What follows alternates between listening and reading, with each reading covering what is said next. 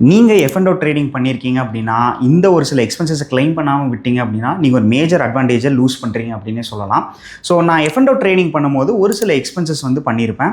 இதில் முக்கியமான 3 காஸ்ட் வந்து உங்களால் டிடக்ஷனாக கிளைம் பண்ண முடியும்.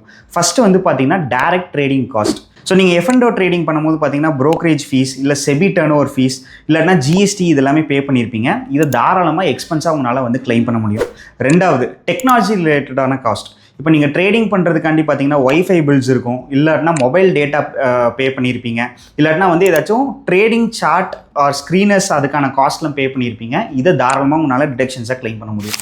அண்ட் மூணாவது ரொம்பவே இம்பார்ட்டன்ட் வந்து பார்த்தீங்கன்னா ஒரு சில ஃபிக்ஸட் அசெட்ஸ் நீங்கள் வாங்கியிருப்பீங்க. இப்போ உதாரணத்துக்கு பார்த்தீங்கன்னா லேப்டாப் வாங்கியிருக்கலாம், இல்லை டேப் வாங்கியிருக்கலாம், இல்லை ஒரு மானிட்டர் வாங்கியிருக்கலாம்.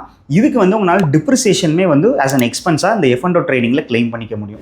ப்ளஸ் நீங்கள் ஏதாச்சும் கோர்சஸ் ஜாயின் பண்ணியிருக்கீங்க, இல்லை ஏதாச்சும் சப்ஸ்கிரிப்ஷனோ நியூஸ் லெட்டர்ஸ்க்குலாம் வந்து பே பண்ணுறீங்க அப்படின்னா இதையுமே தாராளமாக வந்து ஆஸ் அன் எக்ஸ்பென்ஸாக உங்களால் கிளைம் பண்ண முடியும். ஸோ அதை கிளைம் பண்ணும் பட்சத்தில் நீங்கள் F&O ட்ரேடிங் பண்ணி அதில் ப்ராஃபிட் வந்துருந்துச்சுன்னா அந்த ப்ராஃபிட்லேருந்து நீங்கள் மைனஸ் பண்ணிக்கலாம். ஸோ இன்கேஸ் நீங்கள் லாஸ் பண்ணியிருந்தீங்க அப்படின்னா இந்த எக்ஸ்பென்சஸ் வந்து உங்கள் லாஸோட ஆட் ஆகிக்கும், நீங்கள் அதை வந்து கேரி ஃபார்வர்டும் பண்ணிக்க முடியும்.